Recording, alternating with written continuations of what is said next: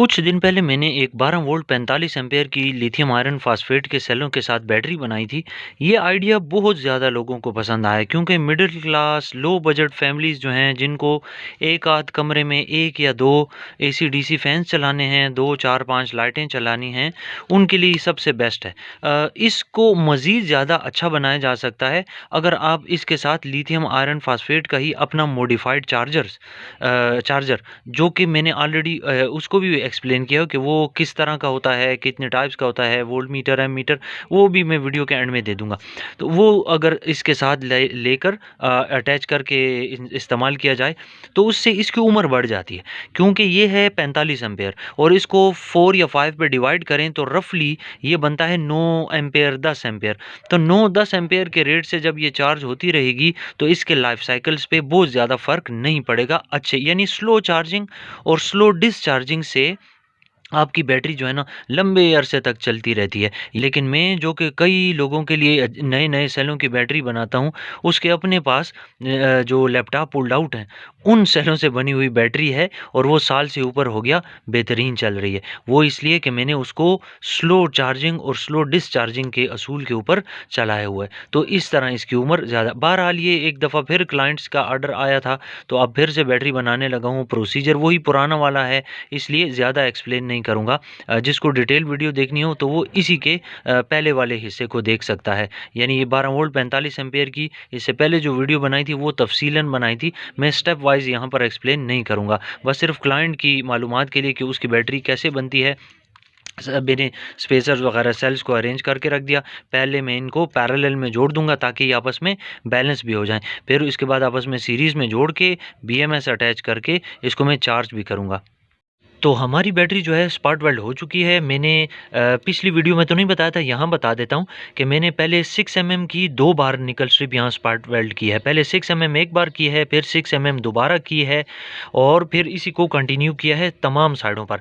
और एंड में एक और एडिशनल प्रोटेक्शन के लिए इसके ऊपर 8 mm की निकल स्ट्रिप दोबारा स्पार्क वेल्ड की है, 0 वोल्ट वाले पॉइंट पे भी और 12 वोल्ट वाले पॉइंट पे भी। तो इससे और ज़्यादा प्रोटेक्शन हो जाएगी और ज़्यादा ये जो हीटिंग का इशू है वो अराइज ही नहीं होगा बिल्कुल। तो अब आ जाते हैं कनेक्शंस की बारी।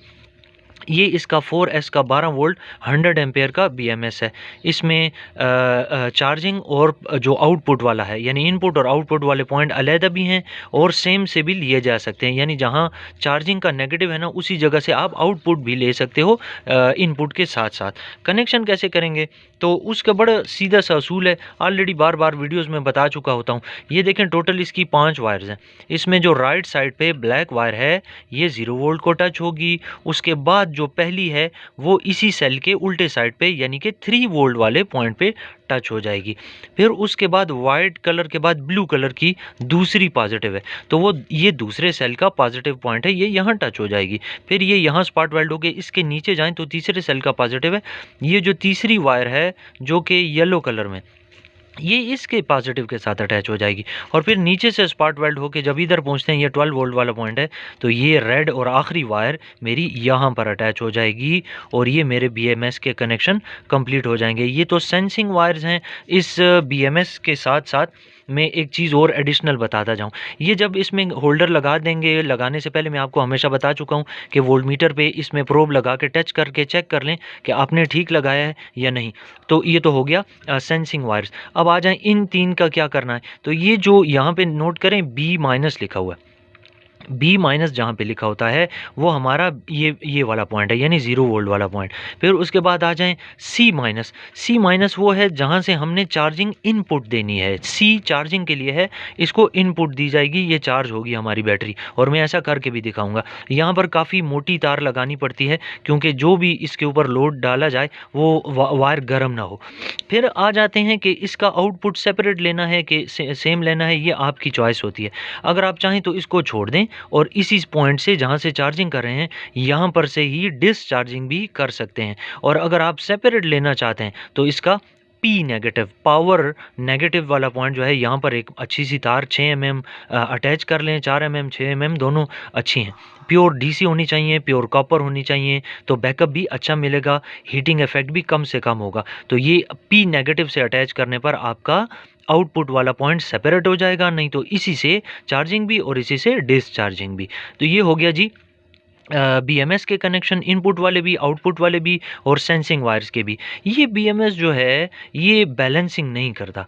चूँकि ये बैलेंसिंग नहीं करता तो इसलिए क्लाइंट की डिमांड ये थी कि इसके साथ एक 4S का बैलेंसर भी लगा दिया जाए। तो वो ऑलरेडी मैंने बताया हुआ है, जो कि मैं अक्सर बाइक की बैटरी बनाते हुए इस्तेमाल करता हूं। ये देख लें, ये 4S का कैपेसिटिव बैलेंसर है।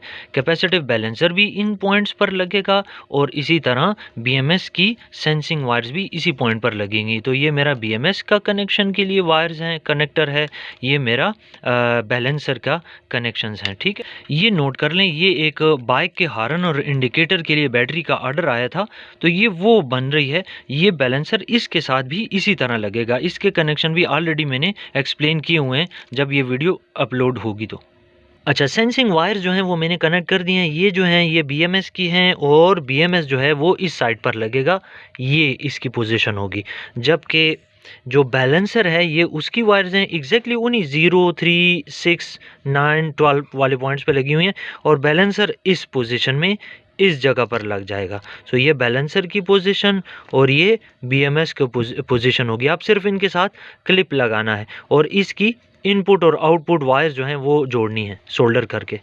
तो हमारी बैटरी रेडी हो चुकी है 12 वोल्ट 45 एम्पेयर, जिसके साथ ये जो बैलेंसर है वो भी लग चुका है। इसका LED आपको ग्लो करता हुआ नज़र आ रहा होगा, ब्लू कलर का। ये बैलेंसिंग कर रहा होता है 1.5 एम्पेयर पर आवर के रेट से। और ये जो है इसकी मैंने प्रोब्स जो है ना मल्टीमीटर की, वो यहाँ लगा के 0, 3, 6, 9, 12 वेरीफाई कर लिया है। अब मैं इसको इसके अंदर लगा के कनेक्ट करके आउटपुट इनपुट सारे चेक कर लेता हूँ। तो मल्टीमीटर आपके सामने है, मैं कनेक्ट करने लगा हूँ। ये इसका पॉजिटिव है, ये बैटरी का पॉजिटिव है जो कि डायरेक्ट लेना होता है। एक इसको लगा दिया और ये जो वायर है ये वाली वायर है C नेगेटिव, यानी कि चार्जिंग वाली नेगेटिव। ज़रा गौर से देखें तो इस पर 13.2 लिखा हुआ आ रहा है, तो ये इसका इनपुट वाली साइड है। यहाँ से इसको चार्जिंग का नेगेटिव वाला अटैच करना है पॉइंट।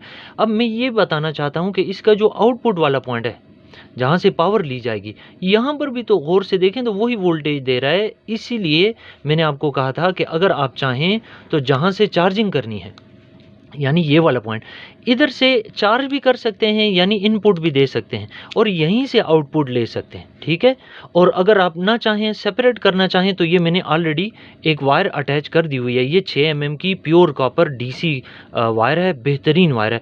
जितना मर्जी इस पर लोड डाल लें, इसने गर्म नहीं होना। क्लाइंट ने जो रिक्वायरमेंट कही थी वो एक पंखा और 2-3 लाइटें हैं। तो अगर आप इसके ऊपर इतना लोड डालते हैं तो फिर तो गर्म होने का सवाल ही नहीं उठता। ठीक है, तो अब ये चॉइस जो है ना क्लाइंट के लिए मैंने ओपन छोड़ दी है कि वो यहाँ से ही इनपुट आउटपुट लेना चाहें या इधर से इनपुट यहाँ से आउटपुट, जबकि पॉजिटिव जो है वो अलग से ही रहेगा।